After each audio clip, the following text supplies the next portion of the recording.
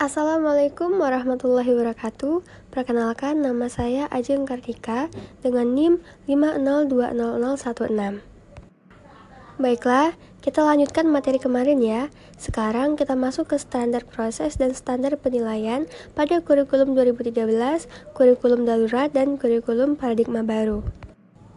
Pada kurikulum 2013, standar proses yaitu yang semula terfokus pada eksplorasi, elaborasi, dan konfirmasi. Pada kurikulum 2013 dilengkapi dengan pendekatan saintifik, yaitu mengamati, menanya, mengeksplorasi, mengasosiasi, dan mengkomunikasikan.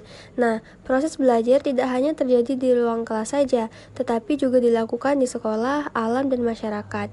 Selain itu, posisi guru bukan satu-satunya sumber belajar, dan pembelajaran dimensi sikap tidak diajarkan secara verbal, tetapi melalui contoh dan teladan guru. Nah, perubahan kurikulum 2013 pada proses pembelajaran mencakup A. Berorientasi pada karakteristik kompetensi yang mencakup pertama sikap, menerima, menjalankan, menghargai, menghayati, dan mengamalkan. Yang kedua keterampilan, mengamati, menanya, mencoba, menalar, menyajikan, dan menciptakan. Dan yang ketiga pengetahuan, yaitu mengetahui, memahami, menerapkan, menganalisis, mengevaluasi, dan mencipta. Nah, yang kedua, menggunakan pendekatan saintifik tadi. Karakteristik kompetensi sesuai jenjang. Untuk SD, tematik terpadu. Untuk SMP, tematik terpadu untuk IPA dan IPS, serta mapel. Untuk SMA, tematik dan mapel. Mengutamakan discovery, learning, and project-based learning. Selanjutnya, standar penilaian kurikulum 2013. Nah, perubahan kurikulum pada sistem penilaian kurikulum 2013 dan kurikulum sebelumnya adalah KTSP 2006. Standar penilaian ini lebih dominan pada aspek pengetahuan dan penilaian, menganut prinsip penilaian berkelanjutan dan komprehensif, guna mendukung upaya memandirikan siswa untuk belajar, bekerja sama, dan menilai diri sendiri. Karena itu, penilaian dilaksanakan dalam kerangka penilaian berbasis kelas atau PBK. Sedangkan pada kurikulum 2013, sistem penilaian yang digunakan adalah penilaian autentik. Nah, penilaian autentik ini adalah pengukuran yang bermakna secara signifikan atas hasil belajar peserta didik untuk ranah sikap, keterampilan, pengetahuan, serta terpadu.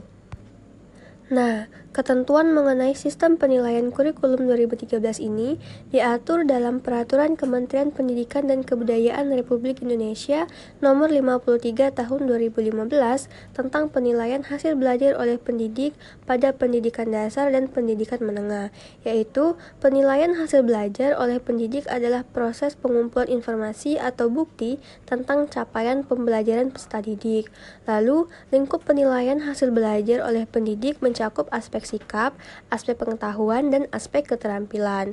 Dan penilaian hasil belajar oleh pendidik menggunakan berbagai instrumen penilaian berupa tes, pengamatan, penugasan perseorangan atau kelompok, dan bentuk lain yang sesuai dengan karakteristik kompetensi dan tingkat perkembangan peserta didik. Selanjutnya kita masuk ke standar proses kurikulum darurat.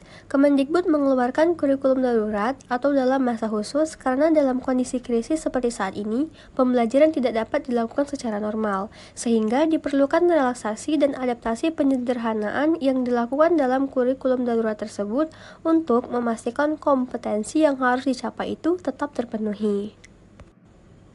Kemudian, untuk standar penilaiannya, pelaksanaan penilaian hasil belajar dilakukan seperti pada pembelajaran normal, seperti penilaian harian di akhir materi, penilaian tengah semester, penilaian akhir semester, dan penilaian akhir tahun.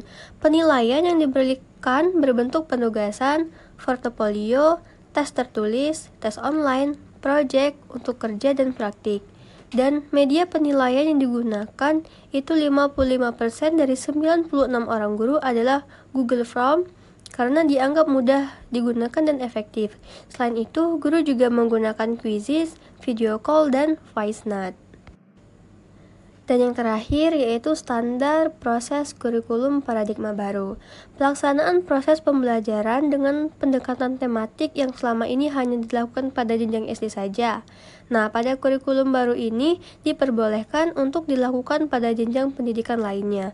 Dengan demikian, pada jenjang SD kelas 4, 5, dan 6 tidak harus menggunakan pendekatan tematik dalam pembelajaran, atau dengan kata lain, sekolah dapat menyelenggarakan pembelajaran berbasis mata pelajaran. Dan untuk standar penilaian kurikulum paradigma baru, penilaiannya berbasis proyek. Sekolah diberikan keleluasaan untuk menerapkan model-model pembelajaran interaktif, inovatif, dan kreatif yang mendukung pada penguatan profil pelajar Pancasila. Evaluasi tidak lagi pada level cognitive loads, tetapi kepada HOTS. Nah, anak bisa menganalisis, mengevaluasi, serta mengkreasi yang berlandaskan pada nilai-nilai karakter positif dalam implementasi sikap terpuji. Nah, itu dia materi kita hari ini. Selamat belajar. Wassalamualaikum warahmatullahi wabarakatuh.